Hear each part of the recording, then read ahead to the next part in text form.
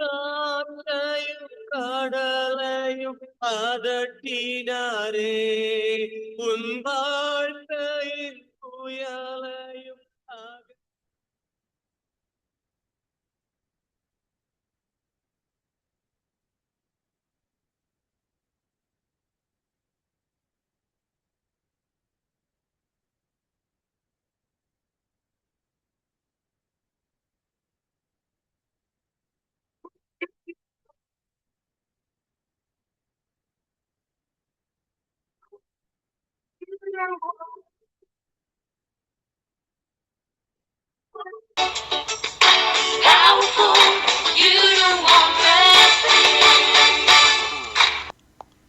நீங்கள் இணைந்திருப்பது சங்கமம் வானொலி, destiny in Jesus Christ, Tamil கிறிஸ்தவ வானொலி, கனேடிய மண்ணிலிருந்து ஒலிபரப்பாகிறது.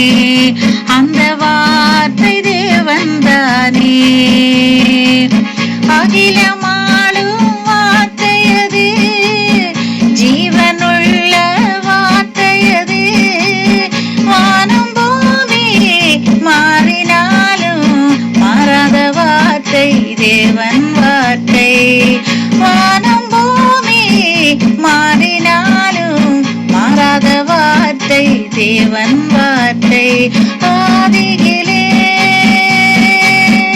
ஒரு வார்த்தை இருந்தது, அந்த வார்த்தை தேவன் தானே, வார்த்தை தேவன் தானே, அந்த வார்த்தை தேவன் தானே.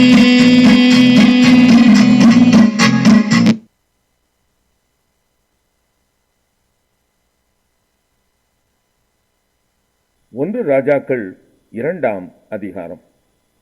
தாவீது மரணமடையும் காலம் சமீபித்த போது அவன் தன் குமாரனாகிய சாலமோனுக்கு கட்டளையிட்டு சொன்னது, நான் பூலோகத்தார் யாவரும் போகிற வழியே போகிறேன், நீ திடன் கொண்டு புருஷனாயிரு, நீ என்ன செய்தாலும் நீ எங்கே போனாலும் எல்லாவற்றிலும் புத்திமானாய் இருக்கிறதற்கும், கர்த்தர் என்னை குறித்து உன் பிள்ளைகள் தங்கள் முழு இருதயத்தோடும் தங்கள் முழு ஆத்மாவோடும் எனக்கு முன்பாக உண்மையாய் நடக்கும்படிக்கு தங்கள் வழியை காத்து கொண்டால் இஸ்ரவேலின் சிங்காசனத்தின் மேல் வீற்றிருக்கத்தக்க புருஷன் உனக்கு இல்லாமற் போவதில்லை என்று சொன்ன தம்முடைய வார்த்தையை திடப்படுத்துகிறதற்கும், மோசேயின் நியாயப்பிரமாணத்தில் எழுதியிருக்கிறபடி நீ உன் தேவனாகிய கர்த்தருடைய கட்டளைகளையும் கற்பனைகளையும் நியாயங்களையும் சாட்சிகளையும் கைக்கொள்ள அவர் வழிகளில் நடக்கும்படிக்கு அவருடைய காவலை காப்பாயாக.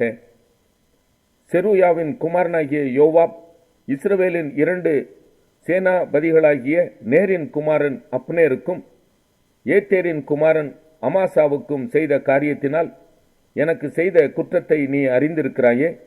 அவன் அவர்களை கொன்று சமாதான காலத்திலே யுத்த காலத்து இரத்தத்தை சிந்தி, யுத்த காலத்து இரத்தத்தை தன் அறையிலுள்ள கச்சையிலும் தன் கால்களிலும் இருந்த பாதரட்சியிலும் வடிய விட்டானே.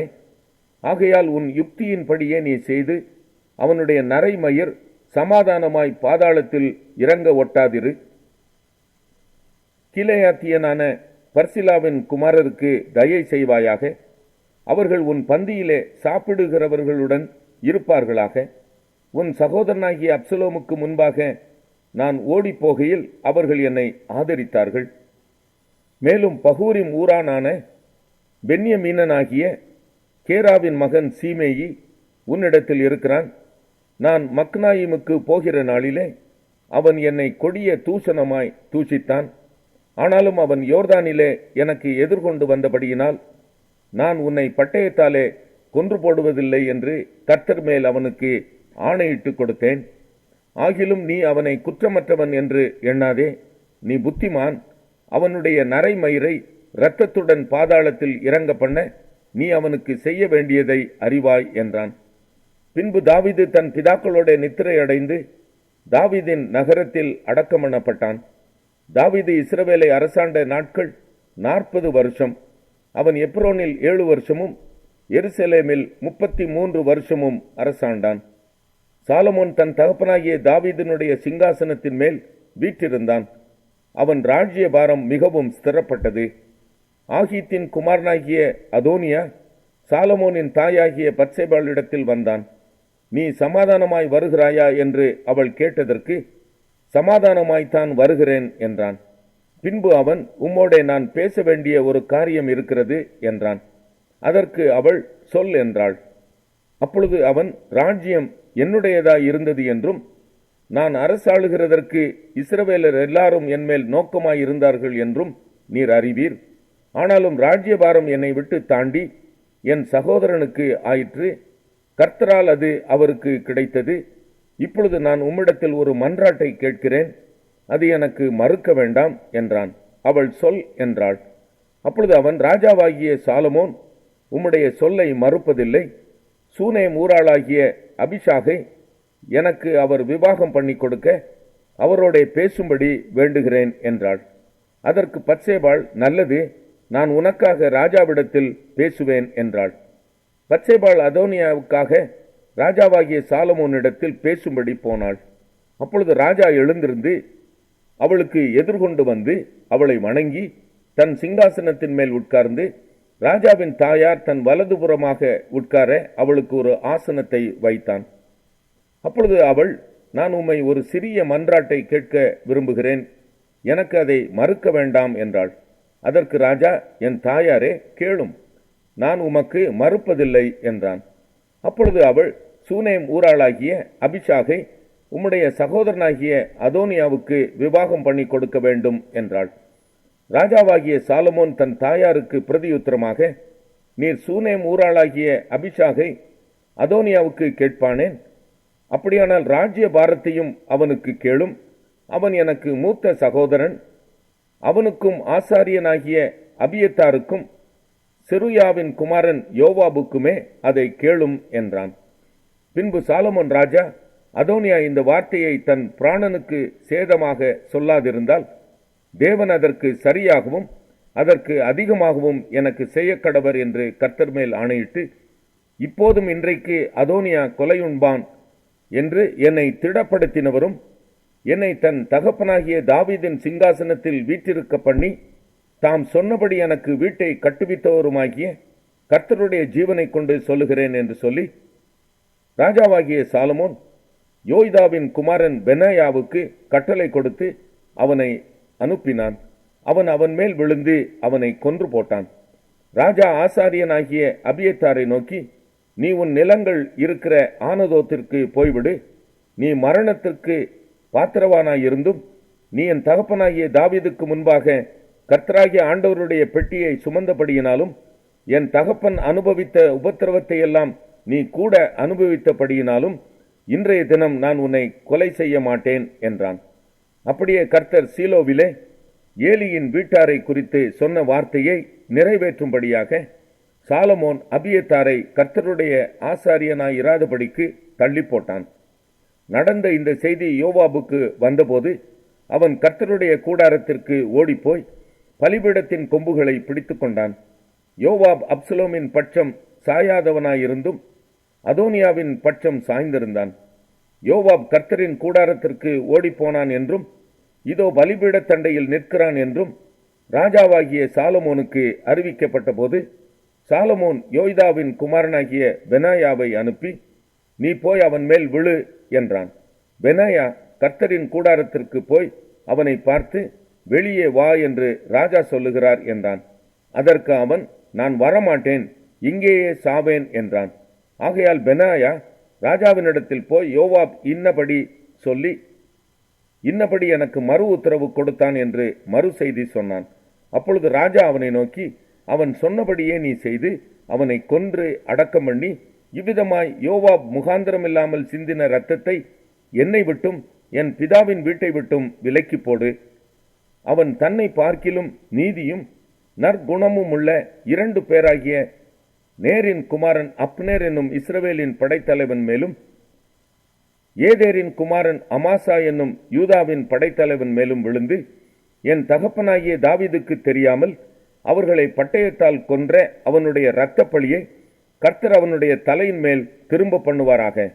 இப்படியே அவர்களுடைய இரத்தப் பழி என்றும் யோவாபுடைய தலையின் மேலும் அவன் சந்ததியாரின் தலையின் மேலும் திரும்பவும், தாவீதுக்கும் அவர் சந்ததியாருக்கும் அவர் வீட்டாருக்கும் அவர் சிங்காசனத்திற்கும் என்றென்றைக்கும் கர்த்தராலே சமாதானம் உண்டாயிருக்கவும் கடவது என்றான்.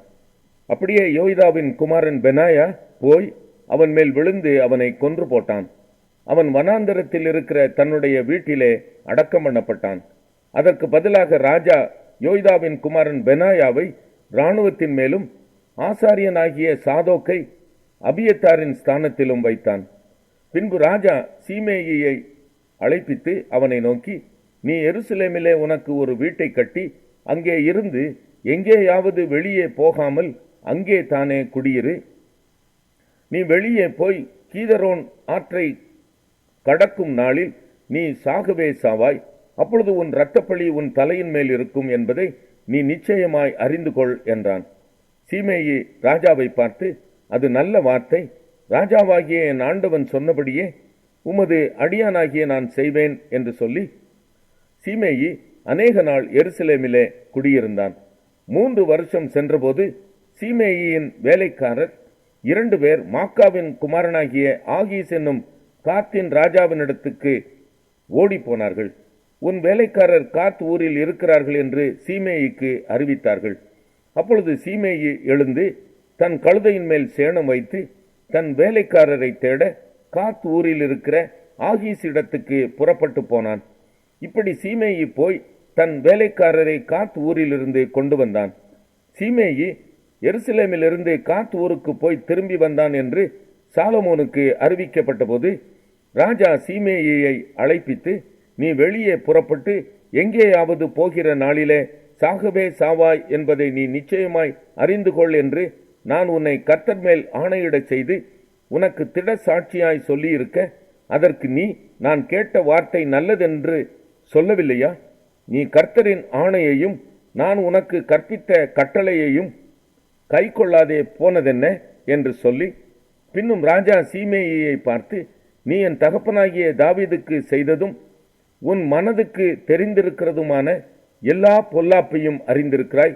ஆகையால் கர்த்தர் உன் பொல்லாப்பை உன் தலையின் மேல் திரும்ப பண்ணுவார். ராஜாவாகிய சாலமோனோ ஆசீர்வதிக்கப்பட்டவனாயிருப்பான்.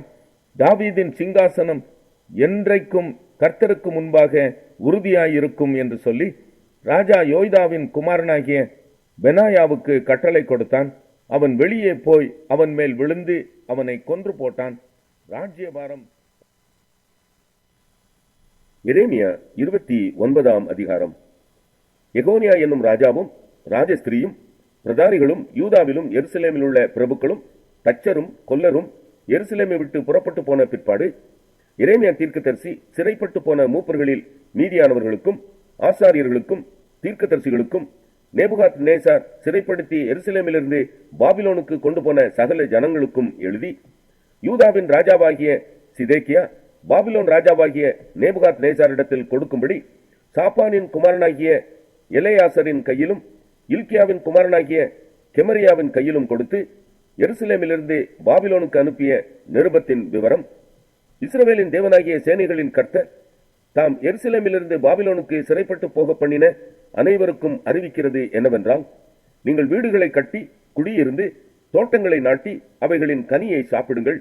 நீங்கள் பெண்களை விவாகம் பண்ணி குமாரரையும் குமாரத்திகளையும் பெற்று உங்கள் குமாரருக்கு பெண்களை கொண்டு உங்கள் குமாரத்திகளை புருஷருக்கு கொடுங்கள், இவர்களும் குமாரரையும் குமாரத்திகளையும் பெறட்டும்.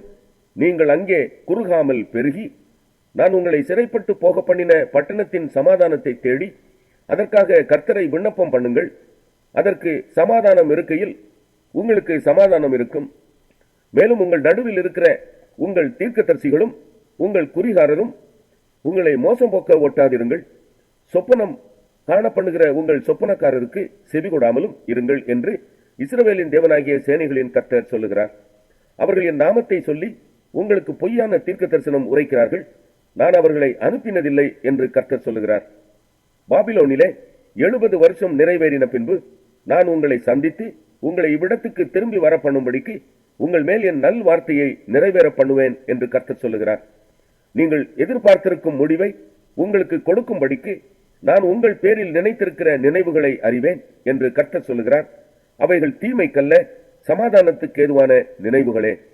அப்பொழுது நீங்கள் கூடி வந்து என்னை தொழுது கொண்டு என்னை நோக்கி விண்ணப்பம் பண்ணுவீர்கள். நான் உங்களுக்கு செவி கொடுப்பேன். உங்கள் முழு இருதயத்தோடும் என்னை தேடினீர்களானால் என்னை தேடுகையில் கண்டுபிடிப்பீர்கள். நான் உங்களுக்கு காணப்படுவேன் என்று கர்த்தர் சொல்லுகிறார். நான் உங்கள் சிறையிருப்பை திருப்பி நான் உங்களை துரத்திவிட்ட எல்லா ஜாதிகளிலும் எல்லா இடங்களிலும் இருந்து உங்களை சேர்த்து நான் உங்களை விலக்கி இருந்த ஸ்தலத்துக்கே உங்களை திரும்பி வர பண்ணுவேன் என்று கர்த்தர் சொல்லுகிறார். கர்த்தர் எங்களுக்கு பாபிலோனிலும் தீர்க்கதரிசிகளை எழுப்பினார் என்று சொல்லுகிறீர்கள்.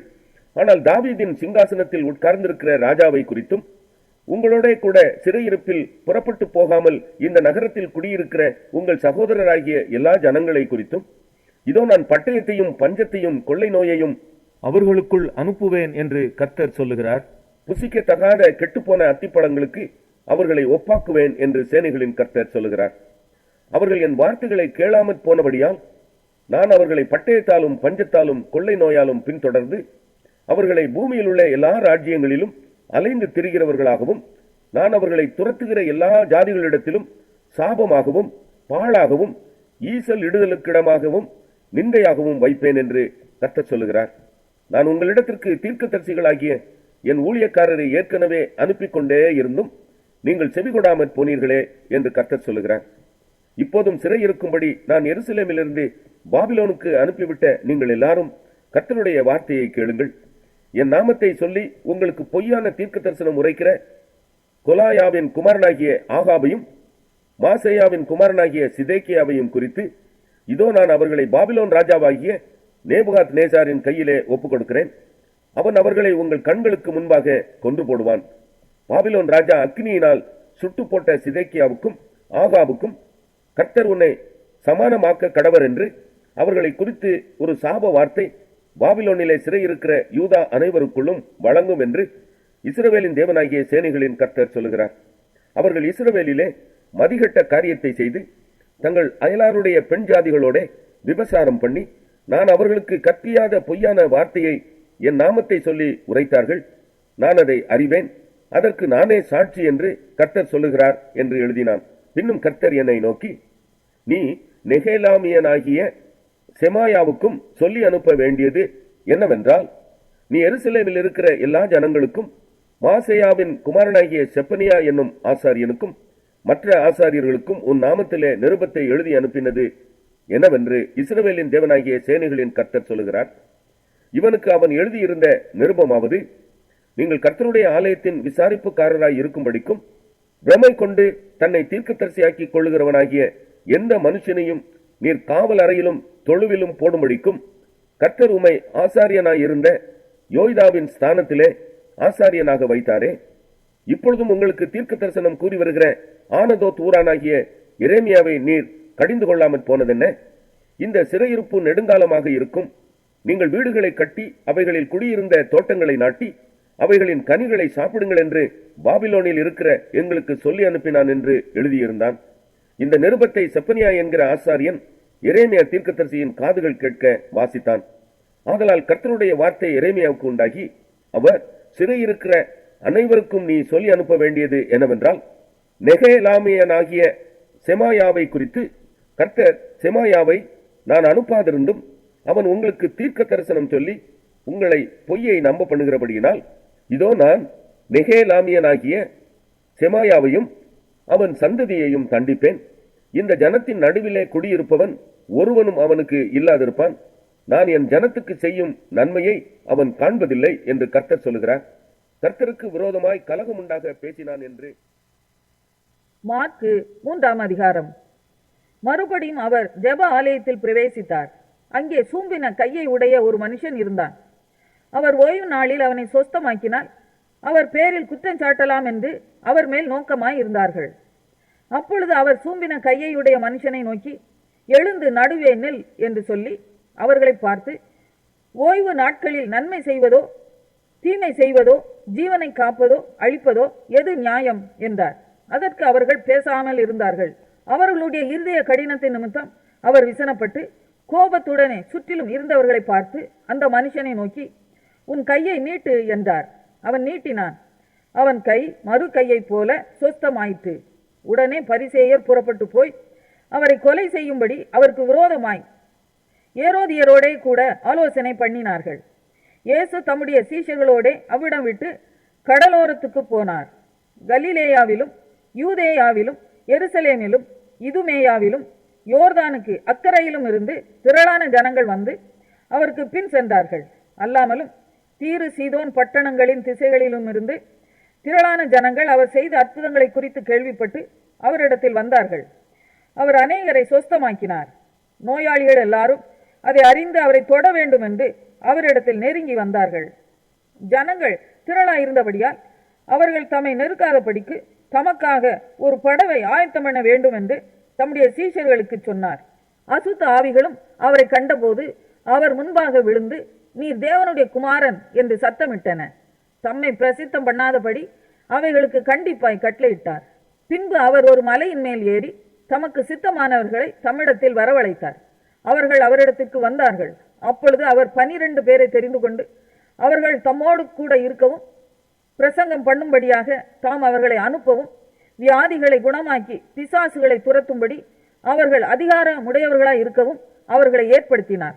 அவர்கள் யாரெனில், சீமோன், இவனுக்கு பேதுரு என்கிற பெயரிட்டார், செபதேயுவின் குமாரனாகிய யாக்கோபு, யாக்கோபின் சகோதரனாகிய யோவான், இவ்விருவருக்கும் இடிமுழக்க மக்கள் என்று அர்த்தம் கொள்ளும் பொவர்னகேஸ் என்கிற பெயரிட்டார், அந்திரேயா, பிலிப்பு, பர்த்தலோமேயு, மத்தேயு, தோமா, அல்பேயுவின் குமாரன் யாக்கோபு, ததேயு, கானானியனாகிய சீமோன், அவரை காட்டிக் கொடுத்த யூதாஸ் காரியோத்து என்பவர்களே. பின்பு வீட்டுக்கு போனார்கள். அங்கே அவர்கள் சாப்பிடுவதற்கும் சமயமில்லாதபடிக்கு அநேக ஜனங்கள் மறுபடியும் கூடி வந்தார்கள். அவருடைய இனத்தார் இதை கேட்டபோது அவர் மதிமயங்கி இருக்கிறார் என்று சொல்லி அவரை பிடித்து கொள்ளும்படி வந்தார்கள். எருசலேமில் இருந்து வந்த வேதபாரகர், இவன் பெயல்செபூலை கொண்டிருக்கிறான், பிசாசுகளின் தலைவனாலே பிசாசுகளை துரத்துகிறான் என்றார்கள். அவர்களை அவர் அழைத்து உவமைகளாய் அவர்களுக்கு சொன்னதாவது, சாத்தானை சாத்தான் துரத்துவது எப்படி? ஒரு ராஜ்யம் தனக்குத்தானே விரோதமாக பிரிந்திருந்தால் அந்த ராஜ்யம் நிலை நிற்க மாட்டாதே. ஒரு வீடு தனக்குத்தானே விரோதமாக பிரிந்திருந்தால் அந்த வீடு நிலை நிற்க மாட்டாதே. சாத்தான் தனக்குத்தானே விரோதமாக எழும்பி பிரிந்திருந்தால் அவன் நிலை நிற்க மாட்டாமல் அழிந்து போவானே. பலவானை முந்தி கட்டினால் ஒழிய ஒருவனும் பலவானுடைய வீட்டுக்குள் புகுந்து அவன் உடைமைகளை கொள்ளையிடக்கூடாது. கட்டினானேயாகில் அவன் வீட்டை கொள்ளையிடுவான். மெய்யாகவே நான் உங்களுக்கு சொல்லுகிறேன், மனுஷர்கள் செய்யும் எல்லா பாவங்களும் அவர்கள் தூஷிக்கும் எந்த தூஷணங்களும் அவர்களுக்கு மன்னிக்கப்படும். ஒருவன் பரிசுத்த ஆவிக்கு விரோதமாக தூஷணம் சொல்வானாகில் அவன் எந்தெந்தைக்கும் மன்னிப்படையாமல் நித்திய ஆக்கினைக்குள்ளாய் இருப்பான் என்றார். அசுத்த ஆவியை கொண்டிருக்கிறான் என்று அவர்கள் சொன்னபடியினாலே அவர் இப்படி சொன்னார். அப்பொழுது அவருடைய சகோதரரும் தாயாரும் வந்து வெளியே நின்று அவரை அழைக்கும்படி அவரிடத்தில் ஆள் அனுப்பினார்கள். அவரை சுற்றிலும் உட்கார்ந்திருந்த ஜனங்களை அவர் நோக்கி, இதோ உம்முடைய தாயாரும் உம்முடைய சகோதரரும் வெளியே நின்று உம்மை தேடுகிறார்கள் என்றார்கள். அவர்களுக்கு அவர் பிரதியுத்தரமாக, என் தாயார் யார், என் சகோதரர் யார் என்று சொல்லி தம்மை சூழ உட்கார்ந்திருந்தவர்களை சுற்றி பார்த்து, இதோ என் தாயும் என் சகோதரரும் இவர்களே. தேவனுடைய சித்தத்தின்படி செய்கிறவன் எவனோ அவனே எனக்கு சகோதரனும் எனக்கு சகோதரியும். ஒரு வார்த்தை இருந்தது, அந்த வார்த்தை தேவன்தானே, அந்த வார்த்தை தேவன்தானே. அகிலமாளும் வார்த்தை அது, ஜீவனுள்ள